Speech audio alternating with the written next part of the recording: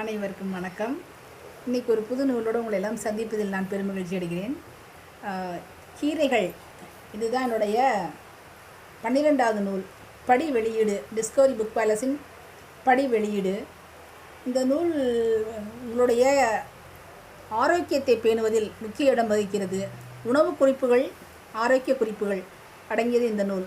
என்னுடைய இலக்கிய பயணத்தில் இன்னும் நான் வீட்டில் சமைக்கும் உணவு வகைகளையே அனைவருக்கும் ஹெல்த்து இஷ்யூஸ் இப்போ நிறைய வருது. அதுக்காக பரிந்துரைக்கிறதுக்காக இந்த நூலை எழுதினேன்.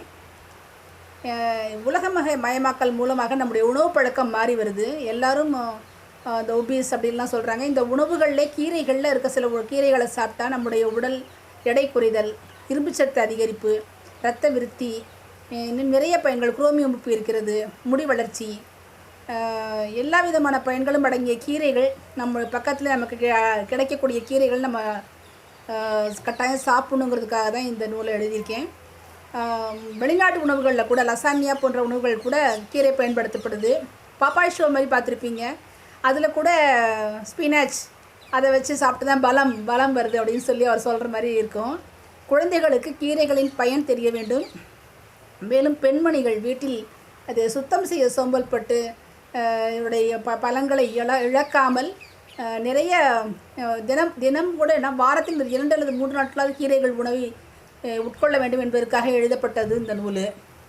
இதனுடைய ஆயாவுக்கும் அலமேல் ஆட்சிக்கும் அலமேல் வள்ளியப்பன் அவர்களுக்கும் என்னுடைய அம்மா முத்துசபார்த்தம் அவர்களுக்கும் நான் சமர்ப்பணம் செய்திருக்கிறேன்.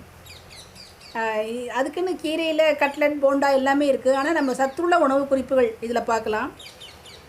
குழம்பு, கருவேப்பிலை குழம்பு, கொத்தமல்லி தோசை, வெற்றிலை ரசம், வல்லாரை சூப்பு, வல்லாரை துவையல், வல்லாரை வத்தக்குழம்பு, கீரை பொரியல், பச்சை புதினா துவையல், பச்சை புதினா தேங்காய் துவையல், புதினா கொத்தமல்லி தொக்கு, மணத்தக்காளி கீரை மண்டி நீர்ச்சாறு, தூதுவளை ரசம், கொத்தமல்லி தேங்காய் சம்மந்தி, வெந்தயக்கீரை சாம்பார், மேத்தி பரோட்டா, மேத்தி தால், வெஜ் சேமியா, கருவேப்பிலை துவையல், புதினா புலாவ், கருவேப்பிலை பொடி, பசலைக்கீரை மசியல், முருங்கைக்கீரை சாம்பார், கீரை காம்புகள் சூப்பு. கீரை காம்புகளை கூட வச்சு நம்ம சூப் செய்யலாம். அது ரொம்ப நல்லாயிருக்கும். முருங்கைக்கீரை ராகி அடை, இது ரொம்ப சத்துள்ள ருசியான ஒரு உணவு. அகத்திக்கீரை பொரியல், முள்ளங்கி கீரை சப்ஜி, வெங்காயத்தாள் கூட்டு, பருப்புக்கீரை கடைசல், சேம்பு இலை உசிலி, கடுகுக்கீரை சப்ஜி, பாலக்கீரை சப்பாத்தி, பாலக் பன்னீர். பாலக்கீரை சப்பாத்தி க்ரீன் கலரில் இருக்கும். பூரியும் நல்லாயிருக்கும், கலர்ஃபுல்லாகவும் டேஸ்ட்டாகவும் இருக்கும். பாலக் பன்னீர் இது அடுத்த ஒரு ருசியான ஒரு உணவு. பாலக்கு கீரையிலே ருசியான நிறைய உணவுகள் இருக்குது. பாலக் கோப்தா, பாலக் பன்னீர் தோசை, கோங்குரா சட்னி, முடக்கத்தான் தோசை, முள்ளு முருங்கை அடை, கீரை போண்டா, கீரை வடை, முளைக்கீரை தயிர்கூட்டு, கீரை பொரிச்ச குழம்பு, கொத்தமல்லி கட்லெட், கீரை ஆம்லெட், கீரை கூட்டாஞ்சோறு, கொத்தமல்லி தேங்காய் சட்னி, பச்சை மிளகாய் கொத்தமல்லி துவையல், பொன்னாங்கண்ணி கீரை பொரியல், கருவேப்பிலை கொத்தமல்லி புதினா துவையல், குறிச்சாங்கீரை தண்ணிச்சாறு, கொத்தமல்லி வெஜ் ஊத்தப்பம். இதில் கவர் பண்ணாத உணவுகளே, கீரை உணவுகளே இல்லை.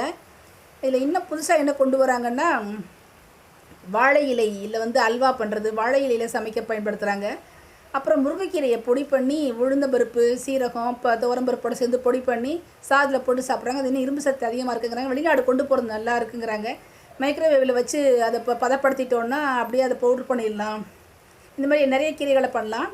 பொதுவாக கீரைகள் நல்ல ஓரளவு இந்த முருங்கைக்கீரை, அகத்திக்கீரை நல்லா மூடி போட்டு வேக வைக்கணும். மற்ற கீரைகளை இது முளைக்கீரை, அரைக்கீரை இவற்றையெல்லாம் லேசாக வதக்கினாலே நம்முடைய நல்லா வதங்கிடும், நல்லா வெந்துடும், ருசியாக இருக்கும். தினம் காலையிலையோ மதியத்துலேயோ இந்த கீரை உணவுகளை எடுத்துக்கிறது ரொம்ப நல்லது. நம்ம ஹெல்த்துக்கு ரொம்ப ஒரு ஆரோக்கியத்தை கொடுக்கும். உணவு பழக்கம் நல்ல நார்ச்சத்து இருப்பதால் மலச்சிக்கல் ஏற்படாது. பெரியவர்களுக்கு நல்லது, குழந்தைகளுக்கு நல்லது. கிட்டத்தட்ட வாரத்தில் ஒரு 2 அல்லது 3 நாட்கள் இந்த சிரமம் பாராமல் இந்த கீரை உணவுகளை செய்து சாப்பிட்டால் நாம் நல்ல ஆரோக்கியத்தில் இருப்போம். நம்முடைய ஆரோக்கியத்தை பேண வேண்டும் என்ற ஒரே எண்ணத்திற்காக நான் இந்த உணவு குறிப்புகளையும் ஆரோக்கிய குறிப்புகளையும் ஒரு நூலாக ஆக்கம் செய்திருக்கிறேன். டிஸ்கவரியில் கிடைக்கிறது. விலை ரூபாய் 50. நன்றி, வணக்கம்.